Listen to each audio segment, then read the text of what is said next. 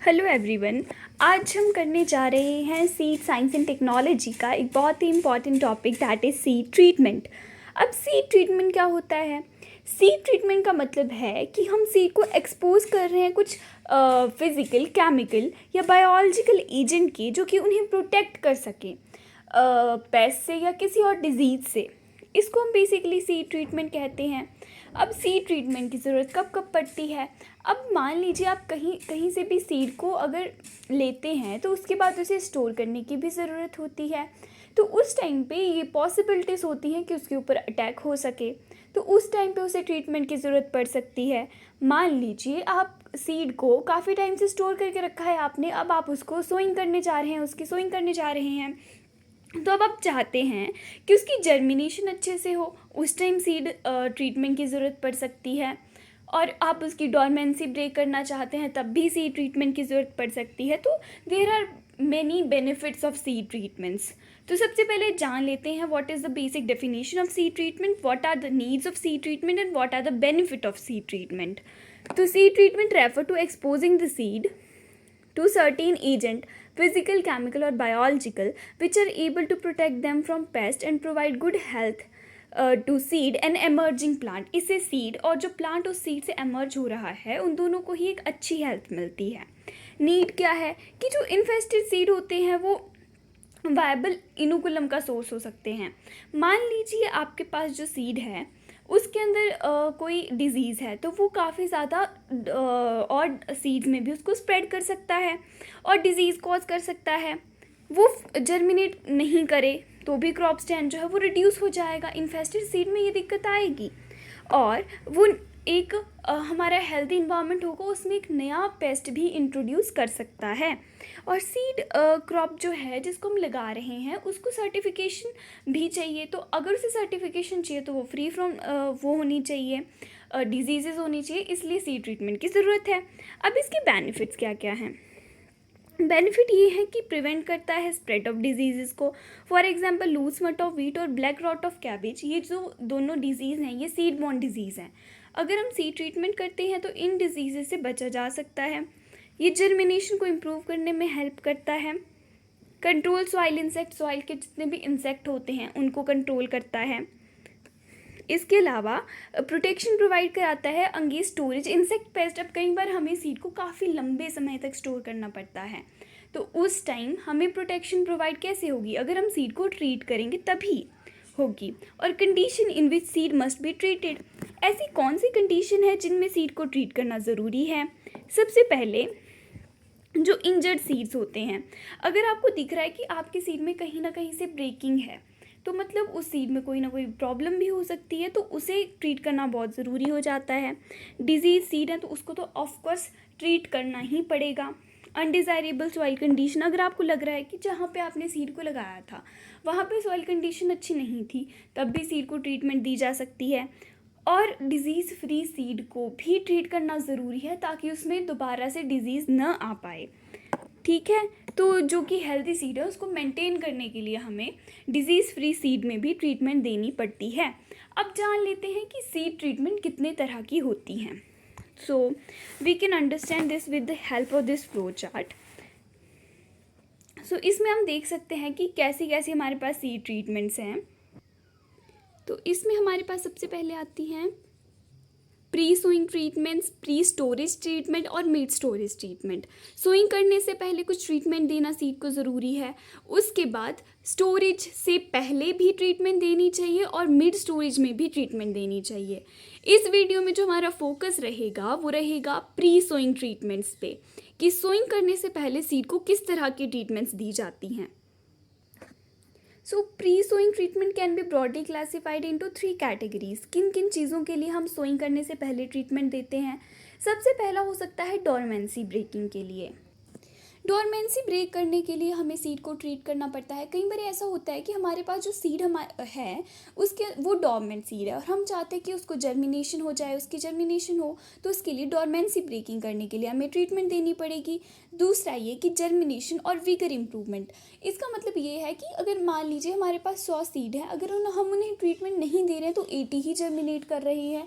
But in case अगर हम उन्हें ट्रीटमेंट दे देते हैं तो 98-99 सीड जर्मिनेट कर जाएंगे, मतलब उनकी जर्मिनेशन बहुत ज़्यादा अच्छी होगी और जो सीडलिंग आए हैं उनकी भी कंडीशन ज़्यादा अच्छी होगी as compared to non treated seeds. Third आता है सीड प्रोटेक्शन ट्रीटमेंट। अब जैसे हमने सीड सो कर दिया तो कई बार ऐसा होता है कि उसे कोई भी डिजीज़ लग जाती है, they are many seed borne diseases, तो उस चीज़ों से प्रोटेक्ट करने के लिए उसे ट्रीटमेंट देना ज़रूरी है। कई बार हम फील्ड में सो करते हैं, उसके बाद एग्जैक्ट बात वहाँ की कंडीशन उसके लिए सूटेबल नहीं होती, तो डिजीज़ से बचाने के लिए हम उसको ट्रीटमेंट देते हैं। तो सबसे पहले आती है डोरमेंसी ब्रेकिंग के लिए। डोरमेंसी ब्रेकिंग के लिए बेसिकली 5 ट्रीटमेंट्स होती हैं as you can see in this flow chart. तो हम एक एक करके सबको डिस्कस करेंगे। अब इसमें सबसे पहले आता है soaking of the seeds. Soaking of the seed आपने देखा होगा कि काफ़ी टाइम घरों में भी ये चीज़ यूज़ होती है कि हम सीड को सोक कर देते हैं तो उससे उसकी जो डोरमेंसी है वो ब्रेक हो जाती है। तो इस बेसिकली कौन सी डोरमेंसी को ब्रेक करने में हेल्पफुल है, ये फिजिकल और केमिकल डोरमेंसी को ब्रेक करने में हेल्पफुल है। तो सबसे पहले हमें ये समझना ज़रूरी है कि फिजिकल और केमिकल डोरमेंसी के कॉजेज़ क्या हो सकते हैं। तो जो हमारी फिजिकल डोरमेंसी है that is due to hard seed coat. हमारा सीड कोट बहुत ज़्यादा हार्ड है, उसकी वजह से फिजिकल डोरमेंसी आ जाती है। अब मान लीजिए इसको हमने सोक करके रखा तो वो परमिएबल हो जाएगा जो हमारा हार्ड सीड कोट है और उससे डोरमेंसी ब्रेक हो जाएगी। केमिकल डोरमेंसी इसलिए होती है क्योंकि कुछ इनहिबिटर्स प्रेजेंट होते हैं हमारे सेल के सीड के अंदर, उनकी वजह से वो जर्मिनेट नहीं कर पा रहा होता है। अगर हम उसको सोक करके रखेंगे, जो इनहिबिटर सीड के अंदर प्रेजेंट है वो लीच आउट कर जाएंगे सीड से और उससे उसकी जो एक्सॉस्मोसिस के through you know this process higher concentration से लोअर कॉन्सेंट्रेशन की तरफ जाते हैं। तो उस प्रोसेस से क्या होगा कि सारे सॉल्यूट बाहर आ जाएंगे और जो इनहिबिटर्स है अब वो नहीं प्रेजेंट होंगे, तो ऑफ कोर्स सीड जर्मिनेट कर जाएगा। ठीक है, तो अब कैसे कैसे हम सीड को सोक कर सकते हैं। सीड को कोल्ड वाटर में भी सोक किया जा सकता है, हॉट वाटर में भी सोक किया जा सकता है। कोल्ड वाटर में 12 घंटे में एक बार हम सोक करेंगे 2-3 दिन के लिए। ठीक है, और इसके बाद बॉयल वाटर में भी हम 1 से 80 मिनट के लिए सोक कर सकते हैं। आपने देखा होगा जैसे गर्म पानी में जो सोक करते हैं वो हम कम समय के लिए करते हैं क्योंकि उसमें ज़्यादा जल्दी जो है वो रिएक्शन हो जाते हैं। दूसरा जाता है स्कैरिफिकेशन। स्कैरिफिकेशन के बेसिकली इसमें 3 टाइप आएंगे, right. One is mechanical scarification, acid scarification and bioscarification. सब में एक कॉमन वर्ड आ रहा है दैट इज स्कैरिफिकेशन। तो first of all we must understand what is scarification. Scarification का मतलब होता है कि हम सीड कोट की इम्परमिएबिलिटी को ब्रेक करेंगे। सीड कोट जो है वो इम्परमिएबल है, अपने अंदर चीज़ों को नहीं आने दे रहा है। ये किस केस में हो सकता है, अगर सीड कोट हार्ड है तो उस केस में वो चीज़ों को अपने अंदर नहीं आने देगा। तो स्कैरिफिकेशन का बेसिकली मतलब यही होगा कि हम उस सीड कोट की इम्परमिएबिलिटी को ब्रेक करेंगे। अब वो मैकेनिकल में हम कुछ मैकेनिकल मेजर्स का यूज़ करेंगे, एसिड में हम एसिड का यूज़ करेंगे और बायोस्कैरिफिकेशन में कुछ एनिमल्स का उसमें रोल होगा। तो first of all let's understand what is mechanical scarification. Mechanical scarification में क्या होता है, कुछ सीड जो होते हैं वो बहुत ज़्यादा हार्ड होते हैं, उनका सीड कोट बहुत ज़्यादा हार्ड होता है। इसमें एग्जाम्पल ज़ैंथियम का दिया हुआ है हमारे पास, ड्यू टू विच वो इम्परमिएबल होते हैं वाटर और एयर के लिए। जब उन्हें रब किया जाता है किसी सरफेस के थ्रू, किसी सरफेस के साथ, तो उससे क्या होता है सीड कोट जो है वो ब्रेक हो जाता है और वो परमिएबल हो जाता है। मतलब मैकेनिकली उसको कहीं रब कर रहे हैं और परमिएबिलिटी ला रहे हैं उसके अंदर, तो दैट इज़ मैकेनिकल स्कैरिफिकेशन। और इसका एग्जाम्पल ज़ैंथियम दे सकते हैं और काफ़ी सारे फ्रूट के सीड्स के साथ भी ऐसा किया जाता है। इसके बाद सेकंड इज़ एसिड स्कैरिफिकेशन। एसिड स्कैरिफिकेशन में हम इसको ट्रीट करेंगे एसिड के साथ ताकि इसकी डोरमेंसी जो है वो ब्रेक हो जाए, इसका हार्ड सीड कोट ब्रेक हो जाए। तो इसमें H2SO4 का यूज़ किया जाता है और ये डिफरेंट सीड्स के लिए डिफरेंट टाइम पीरियड तक यूज़ किया जाता है। अब मान लीजिए आपने इसको एसिड के साथ ट्रीट कर दिया, तो उसके बाद 5 से 10 बार आप इसको पानी से धोएंगे ताकि उसमें जो एसिड हैं उसके मतलब कोई भी कण ना रहें, ताकि मतलब लेटर ऑन वो हमें कोई हार्म या डैमेज कॉज ना कर सके। ठीक है, इसके बाद आती है बायोस्कैरिफिकेशन। बायोस्कैरिफिकेशन मतलब इसमें एनिमल्स का कुछ रोल होगा, तो ये एनिमल्स और इंसेक्ट कर सकते हैं। इसमें क्या होता है, इसमें सबसे पहले एनिमल्स की स्कैरिफिकेशन में एग्जाम्पल है अकेशिया नीलोटिका का। इसमें क्या होता है कि इस सीड की जो पॉड्स हैं वो गोट्स को खिलाई जाती हैं और उनकी ड्रॉपिंग से उनको कलेक्ट किया जाता है। जैसे ही गोट्स इन सीड्स को खाएंगे तो उनके इंटेस्टाइन के अंदर कुछ डाइजेस्टिव जूसेस होंगे जो उन सीड्स के ऊपर एक्ट करेंगे। उन डाइजेस्टिव जूसेस के कारण जो सीड की इम्परमिएबिलिटी होगी वो इफ़ेक्ट होगी, मतलब सीड परमिएबल हो जाएगा। ठीक है। और दूसरा है इंसेक्ट। इंसेक्ट में termite is a very good example. Termite जो है वो एक्सोकार्प को रिमूव कर देता है सीड की और उसे परमिएबल बना देता है। इसमें एग्जाम्पल आ जाता है हमारे पास टर्मिनेलिया का। अब इसके बाद हमारा आता है स्कैरिफिकेशन। Next is stratification.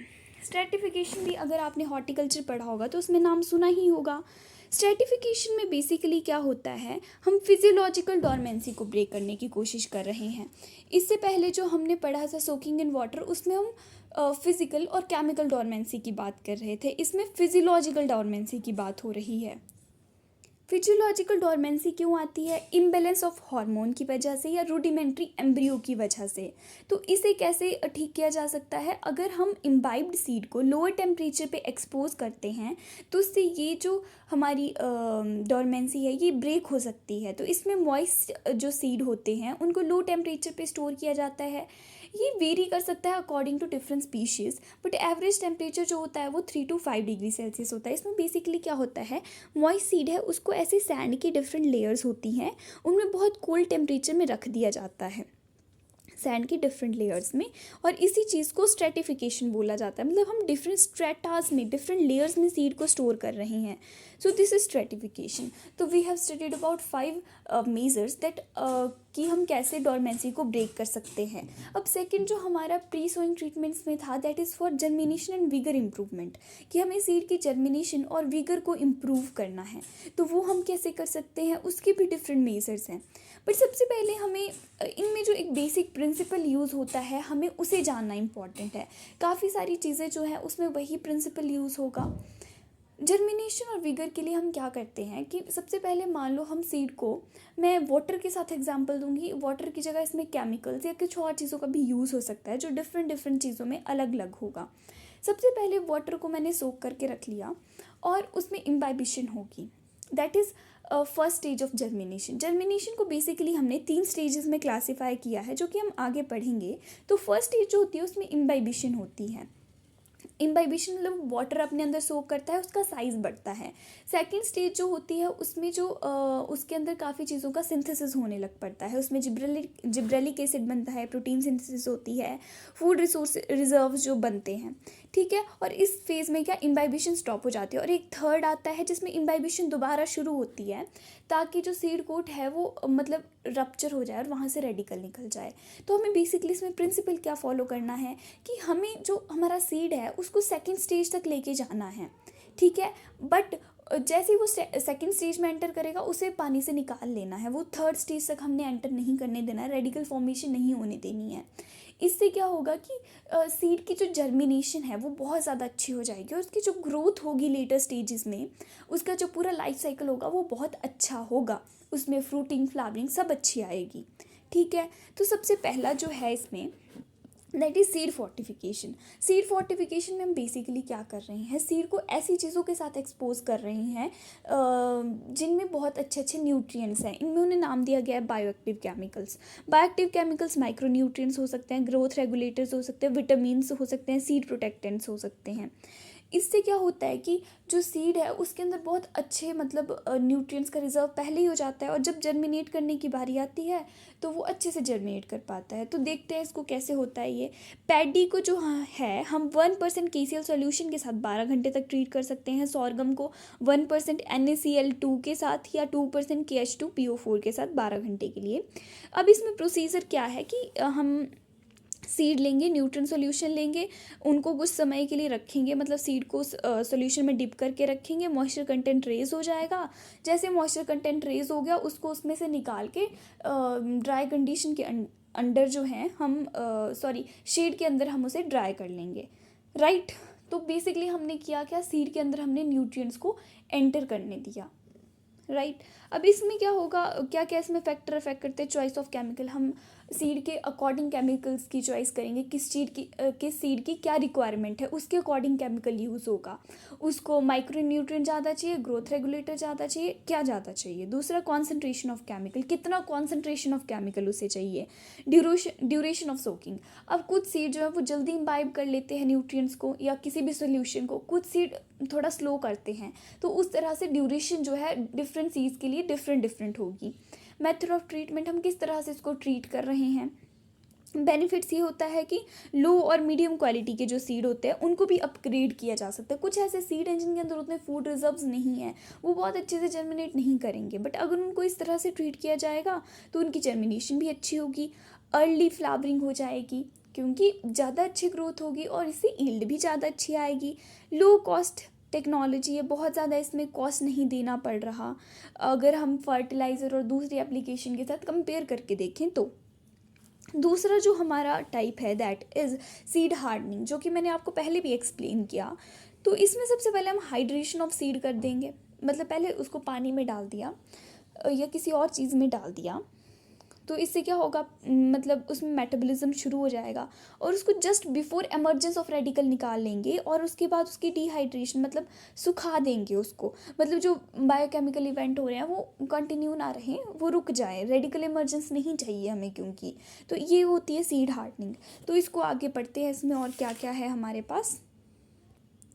अब इसमें सीड हार्डनिंग के बेनिफिट बताए हुए हैं पहले कि रेजिस्टेंट आ जाती है स्ट्रेस कंडीशन के लिए। मान लो अगर ड्राउट ही है कहीं तो उस टाइम भी सीड अच्छे से जर्मिनेट कर पाएगा, इवन जर्मिनेशन होगी और बेटर क्रॉप ग्रोथ होगी। इसके बेसिकली बेनिफिट्स होते हैं। जर्मिनेशन जो कि मैंने पहले भी एक्सप्लेन किया, बेसिकली 3 स्टेजेस में होता है, स्टेज 1, 2 एंड 3। 1 में क्या होता है कि rapid initial Uptake of water का एकदम से अपटेक होगा और इंक्रीज हो जाएगा साइज में। सेकेंड स्टेज में क्या होगा, मतलब न्यूक्लिक एसिड बनना, डीएनए आरएनए बनना शुरू हो जाएंगे, प्रोटीन बनना शुरू हो जाएंगे, एंजाइम में मतलब रेडिकल इमर्जेंस की तैयारी शुरू हो जाएगी, मतलब तैयारी कर रहे हैं, अभी हुई नहीं है। स्टेज 3 में क्या होगा, दोबारा से वो जो है वाटर का अपटेक कर रहे हैं, मतलब वाटर अपटेक कुछ इस तरह से होगा, सबसे पहले बहुत ज़्यादा, फिर एक स्टेबल कंडीशन, फिर दोबारा इंक्रीज हो जाएगा। ठीक है। अब ये वाला जो वाटर अपटेक हो रहा है, ये हो रहा है कि जो एक्सपेंशन हो जाए सेल की और वो कहीं से रप्चर करे और उसी रप्चर की गई जगह से रेडिकल जो है वो निकल जाए। ठीक है। तो this is the stages of germination. तो ये इसलिए बताई गई हैं ताकि हमें पता लगे कि हमें किस स्टेज तक लेके जाना है सीड को और कब उसे रिमूव करना है। हमें स्टेज 2 में ही सीड के एंटर करते हुए उसे रिमूव कर लेना है, स्टेज 3 तक नहीं जाने देना है। अब हार्डनिंग कितने तरह की हो सकती है। हार्डनिंग बेसिकली 4 तरह की होती है। ये इसको क्लासिफाई किया गया है कि कौन सी चीज़ का हम यूज़ कर रहे हैं, किस चीज़ का इम्बाइबिशन करवा रहे हैं सीड के अंदर।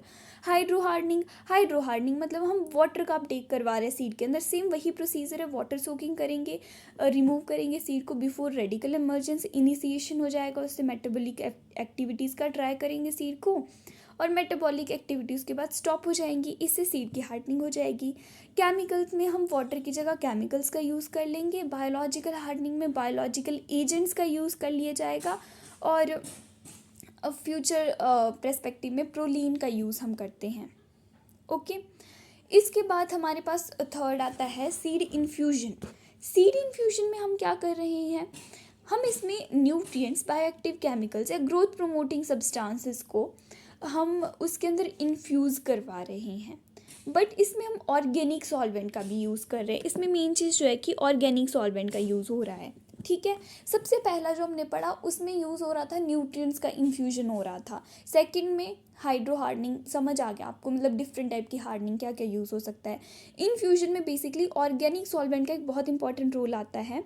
जो ऑर्गेनिक सॉल्वेंट होते हैं वो सीड के अंदर चले जाते हैं और उन ऑर्गेनिक सॉल्वेंट के अंदर डिसॉल्व होते हैं काफ़ी सारे हमारे बायोएक्टिव केमिकल्स।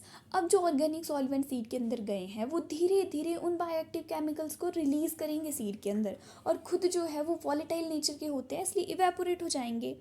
तो इसका फ़ायदा ये है कि इसमें सीड को ड्राई करने की कोई ज़रूरत नहीं होती है ना, क्योंकि ऑर्गेनिक सॉल्वेंट वॉलेटाइल होते हैं नेचर में।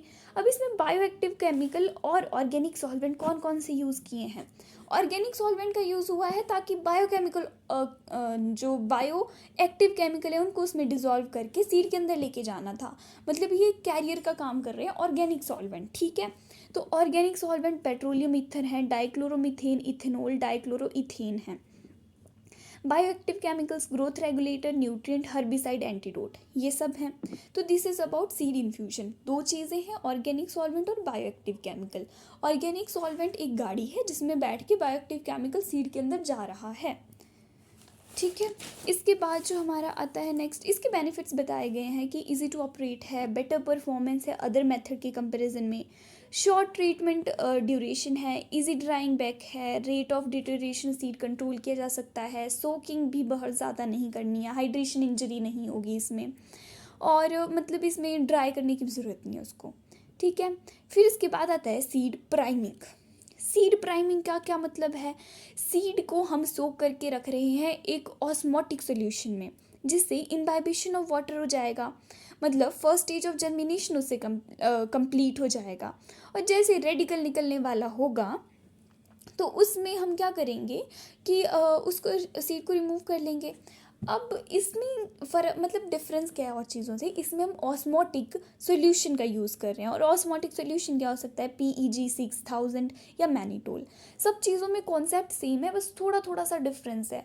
जैसे इसमें हमने ऑस्मोटिक सॉल्यूशन का यूज़ किया, लास्ट वाले में हमने किसी और चीज़ का यूज़ किया था, थोड़ा सा माइन्यूट डिफरेंस है, प्रिंसिपल सब में सेम फॉलो हो रहा है। Then come seed pelleting. अब सीड पैलेटिंग थोड़ा सा अलग आ जाता है, ये हम यूज़ करते हैं स्मॉल साइज़ के सीड्स के लिए। हमारे पास मान लो मस्टर्ड के सीड हैं या कोई बरसीम के सीड हो गए, वो बहुत ज़्यादा स्मॉल साइज़ के होते हैं, तो उनसे सीड रेट इवनली मतलब नहीं आ पाते, सीड डिस्ट्रीब्यूशन इवन नहीं होती है, तो उसमें हम सीड पैलेटिंग का यूज़ कर सकते हैं। तो इसमें क्या करते हैं, उनको बिग कर मतलब ज़्यादा किया जाता है ताकि प्रिसाइज प्लांटिंग हो सके। तो इसमें जैसा कि आप इसमें देख सकते हैं डायग्राम में, सबसे पहले मेरा जो मैंने डार्क कलर में रिप्रेजेंट किया है दैट इज़ सीड। सीड के बाहर एक हल्की सी मैंने लेयर लगाई है दैट इज़ एडहेसिव मटीरियल, और उसके बाहर लगाया है इनर्ट मटीरियल। अभी एडहेसिव मटीरियल का क्या काम है? अब सीड के बाहर अगर मैं ऐसे कुछ डाल दूँगी तो वो ऐसे नहीं चिपक सकता है उसके साथ, तो उसके लिए किसी एडहेसिव चीज़ का होना ज़रूरी है। तो सीड के बाहर एक पतली सी लेयर लगाई गई है एडहेसिव मटेरियल की, उस एडहेसिव मटेरियल के बाहर लगाया गया है इनर्ट मटेरियल। इनर्ट मटेरियल का काम क्या है? वो कोई रिएक्शन नहीं करेगा, जैसा कि उसका नाम बता रहा है। उसका काम सिर्फ ये है कि वो साइज़ को इंक्रीज़ करे सीड के। ठीक है, तो इसमें एडहेसिव मटेरियल हम क्या क्या यूज़ कर सकते हैं, gum, arabic, gelatin, methyl cellulose, polyvinyl acetate, ये सब यूज़ हो सकता है। और इनर्ट मटेरियल जो कि नेचुरल वाटर होल्डिंग मीडिया के जैसे एक्ट करेगा, वो लाइम हो सकता है, CaCO3 हो सकता है, चॉक पाउडर हो सकता है। ठीक है, और सीड रेट भी इससे रिड्यूस किया जा सकता है। ऐसा तो बहुत ज़्यादा सीड लग जाएगा उसका, बट इससे थोड़ा कम हो सकता है। अब इसकी मैथडोलॉजी कैसी है, मतलब किस किस तरह से करेंगे? सबसे पहले स्टैंपिंग होती है इसमें। स्टैंपिंग में क्या करेंगे, कोट कर देंगे सीड को एडहेसिव मटेरियल के साथ। कोटिंग में क्या आएगा, filler material sprinkled on coated seed. जो फिलर मटेरियल मतलब जो इनर्ट मटेरियल है उसको कोटेड सीड मतलब जिसके ऊपर एडहेसिव मटेरियल लगाया गया है उसके ऊपर हम वो कर देंगे, डाल देंगे। फिर रोलिंग करेंगे सीड की, मतलब ताकि वो अच्छे से चिपक जाए, इवनली चिपक जाए। और उसके बाद शेड ड्राइंग करेंगे, packing, transportation, storage and sowing, इस तरह से प्रोसेस चलेगी। अब type of pelleting. Type of pelleting मतलब हम उसको किस चीज़ से, इनर्ट मटेरियल कौन सा यूज़ कर रहे हैं उसको, उसके अकॉर्डिंग उसको क्लासीफाई किया है। इनोकुलेंट पैलेटिंग में बायो फर्टिलाइज़र का यूज़ होगा। प्रोटेक्टिव पैलेटिंग में इंसेक्टिसाइड या फंजीसाइड का यूज़ होगा। हर्बिसाइड प्रोटेक्टिंग में पैलेटिंग में हर्बिसाइड का यूज़ होगा। न्यूट्रिएंट में न्यूट्रिएंट्स का यूज़ होगा। O2 सप्लायर में ऐसी चीज़ जो कि उसको ऑक्सीजन सप्लाई कर सके। हाइड्रोफिलिक में ऐसी जो कि वाटर को अट्रैक्ट करती हूँ, right. So let's move on next, what is next. अब इसके बाद सीड पैलेटिंग के बाद आता है फिल्म कोटिंग। सीड पैलेटिंग और फिल्म कोटिंग थोड़ा सा सेम है, बस डिफरेंस ये है कि जो हमारी फिल्म कोटिंग है उसमें हम यूज़ कर रहे हैं एक लिक्विड मटेरियल के कोट का सीड के सरफेस के ऊपर, ताकि उसके वेट को इंक्रीज़ किया जा सके। ठीक है, मतलब पिछले में हमने इनर्ट मटेरियल का यूज़ किया था, इसमें सिर्फ हम लिक्विड मटेरियल का यूज़ करेंगे। और इसमें कई बार जो हमारे पास होते हैं कलरेंट भी प्रेजेंट होते हैं। अब हम सीड को कलर करके फ़ायदा क्या है? सीड को कलर करके फ़ायदा ये है कि हम विजुअली उसको मॉनिटर कर पाएंगे। इससे हम उसको ग्रेड वाइज भी वो कर सकते हैं, जो अच्छी क्वालिटी का है उसको कुछ और कलर दे दिया, जो अच्छी क्वालिटी का नहीं है उसको कुछ और कलर दे दिया। या उससे मतलब डिफरेंट कुछ ऐसे सीड होते हैं जो कि सेम होते हैं काफ़ी स्पीशीज़ के, तो उनको डिफ्रेंशिएट करने में हेल्प करेगा। और ये स्मूदन भी कर देता है सरफेस को, लिक्विड है तो ऑफकोर्स स्मूदन कर देगा रफ सरफेस को। फिल्म कोटिंग के बेनिफिट्स क्या हैं? एनहेंस जर्मिनेशन होगी, प्रोटेक्शन ऑफ सीड होगा, राइट। तो this is about film coating. इसके बाद आती है इरेडिएशन। इरेडिएशन का मतलब हम सीड को रेडिएशन के आगे एक्सपोज कर रहे हैं। अब रेडिएशन के आगे एक्सपोज करने का भी यही बेनिफिट होगा कि इससे जर्मिनेशन इंक्रीज हो जाएगी, ठीक है। तो इसमें हम वेरियस रेज का यूज़ कर सकते हैं, alpha rays, gamma rays, beta rays. And जो हमारी गामा यूनिट्स हैं वो बेसिकली एयर ड्राइड सीड्स के लिए यूज़ करी जाती हैं। इसके बाद आते हैं magnetic seed treatment. Magnetic seed treatment में क्या करते हैं, हम मैग्नेटिक फील्ड में जो है सीड को रख देंगे। इससे एक पॉजिटिव बेनिफिट होता है जर्मिनेशन और विगर के ऊपर, right. Treated seed respire slowly, मतलब जो ट्रीटेड सीड हैं जिसको हमने मैग्नेटिक, उससे वो स्लोली तो रेस्पायर करेंगे पर उनका रेस्पिरेशन क्वोशिएंट की वैल्यू जो है वो इंक्रीज़ हो जाएगी, एंजाइमेटिक एक्टिविटी इंक्रीज़ हो जाएगी। और जैसे हमने इसको ऑब्जर्व भी किया है, कुछ ऐसे प्लांट्स थे जिनको मैग्नेटिकली ट्रीट किया गया, ठीक है, तो उनकी जो प्लांट हाइट थी वो ज़्यादा थी। जैसे आप देख सकते हो कंट्रोल में 155 दिखा रहा है, बट अगर मैग्नेटिक ट्रीटमेंट दी गई तो 166 उसकी प्लांट हाइट होगी और उसकी इल्ड में भी कहीं ना कहीं इंक्रीज़ होता है। Then come fluid drilling. Fluid drilling में क्या करेंगे हम, जो प्री जर्मिनेटेड सीड हैं उनको एक विस्कस जेल के अंदर मिक्स कर देंगे। तो इससे क्या होगा कि इसके बाहर एक लेयर बन जाती है और जो जेल हम यूज़ करते हैं दैट इज़ आल्जिनेट जेल इसमें यूज़ होता है, गुआर जेल इसमें यूज़ होता है। तो इसके बेनिफिट्स क्या हैं फ्लूइड ड्रिलिंग के? सीड मॉइस्चर जो है उसको मतलब मेंटेन रख सकता है। उसके बाहर अगर सीड के बाहर एक लेयर होगी तो ऑफ कोर्स उसका मॉइस्चर लॉस नहीं हो पाएगा, इंजरी नहीं होगी, ठीक है। जो रेडिकल एमर्ज हो रहा है उसको कोई इंजरी नहीं होगी और मेन इसमें मॉइस्चर वाला ही जो है कॉन्सेप्ट आ जाता है। तो ये हमारा इसके साथ दूसरा कंप्लीट हो जाता है, दैट इज़ जर्मिनेशन और विगर को इम्प्रूव करने के लिए हम कौन सी ट्रीटमेंट देते हैं। इसके बाद जो लास्ट हमारे पास आता है that is seed protection treatment. अब मान लो आपने सो भी कर दिया, जर्मिनेशन भी होगी, तो कुछ अर्ली स्टेजेस ऐसी होती है जब सीड को बहुत डेलिकेट होता है, उसको ट्रीटमेंट मतलब प्रोटेक्शन की ज़रूरत होती है। तो इसमें कौन कौन सी ट्रीटमेंट हम दे सकते हैं, तो इसमें बेसिकली 3 मेन ट्रीटमेंट्स आती हैं। One is physical seed treatment, second is thermo seeds and then insecticidal and fungicidal treatment.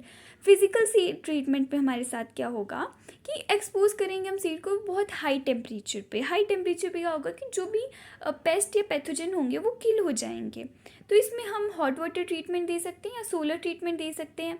Hot water treatment serial seeds को, कोल क्रॉप्स को दी जाती है थोड़े से टाइम के लिए, बहुत गर्म पानी में उन्हें रखा जाता है। जैसे सीरियल्स का एग्जाम्पल है, 10 मिनट्स के लिए हम रखते हैं 54 डिग्री सेल्सियस हॉट वाटर के लिए। और कोल क्रॉप्स, जैसे कोल क्रॉप में आ जाते हैं कैबेज, कॉलीफ्लावर, जो कि 30 मिनट्स के लिए रखी जाती है 50 डिग्री सेल्सियस टेम्परेचर पे। सोलर ट्रीटमेंट मतलब सूरज में सुखा के भी ट्रीटमेंट हो सकती है। दूसरा आता है थर्मोसीड्स। थर्मोसीड्स में हम क्या करते हैं, हॉट और ह्यूमिड एयर जो होती है उसका यूज़ करते हैं, ठीक है। ऊपर हमने नॉर्मल हीट का यूज़ किया, इसमें हम हॉट और ह्यूमिड एयर का यूज़ कर रहे हैं। तो इससे क्या होगा, सीड बॉर्न पैथोजन जो है वो कंट्रोल हो जाएंगे, ऑप्टिमम जनरेशन होगी, लो कॉस्ट आएगा as compared to chemical treatment. और मतलब ऑर्गेनिक फार्मिंग हम पेस्टिसाइड का यूज़ नहीं कर सकते, तो उसमें हम इस तरह से सीड को ट्रीट कर सकते हैं। Then come third and most popular option, that is insecticidal and fungicidal treatment. इसमें हम क्या करते हैं, prevent the seed of plant disease, मतलब इसे spread नहीं होता plant diseases का, थोड़ी सी है वहीं कंट्रोल हो जाएगी और सीड बॉर्न पैथोजन से प्रोटेक्ट करेगा, सॉइल के इंसेक्ट्स को भी प्रोटेक्ट करेगा। फंजीसाइड हम बेसिकली प्लांटिंग से पहले ट्रीट करते हैं, जैसे आपने वेबिस्टीन का नाम सुना होगा, थीरम का नाम सुना होगा। इनसे सीड को ट्रीट किया जाता है ताकि उनके अंदर कोई प्रॉब्लम ना आए, ठीक है। अभी बेसिकली 3 तरह का होता है, seed disinfection, seed disinfestation and seed protection. Seed disinfection में क्या होगा, elimination of pathogen that has penetrated inside.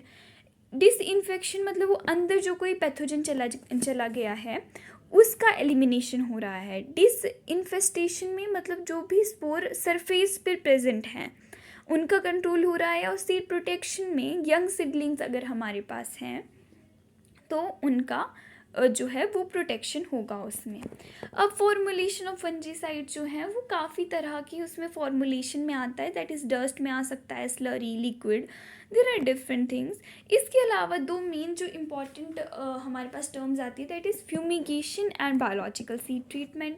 तो इनको भी एक एक करके देख लेते हैं। फ्यूमिगेशन हमारे पास क्या होता है, use of control storage insect pest, मतलब ये स्टोरेज फ्यूमिगेशन हमारे पास यूज़ किया जाता है स्टोरेज इंसेक्ट पेस्ट के लिए। जब भी हम अपने ग्रेन्स को स्टोर करते हैं तो उसमें पेस्ट आ जाते हैं, आपने देखा होगा, तो उसमें हम बेसिकली इन चीज़ों का यूज़ करते हैं। इसमें क्या होता है, वॉलेटाइल केमिकल्स होते हैं, इनको जैसे ही हम उसमें डालते हैं तो ये कुछ फ्यूम्स रिलीज़ करते हैं। अब उसका फ़ायदा ये है कि जो फ्यूम्स है वो हर एक वेकेंट स्पेस में जा सकती हैं और वो पेस्ट को वहाँ किल कर सकती हैं, राइट। सो इनकी एक रिकमेंडेड डोज होती है, उतनी हमें डालनी होती है और उससे जो हमारा पेस्ट है वो कंट्रोल हो जाता है। Then come biological seed treatment. Biological seed treatment पे हम माइक्रो ऑर्गेनिज्म या प्लांट के एक्सट्रैक्ट का यूज़ करते हैं सीड ट्रीटमेंट करने के लिए। ऑयल ऑफ केशिया, क्लोव या सोयाबीन इसके एग्जाम्पल हैं। बायोलॉजिकल सीड ट्रीटमेंट में और भी हम चीज़ें यूज़ कर सकते हैं, जैसे trichoderma species, rhizobium species, bacillus subtilis.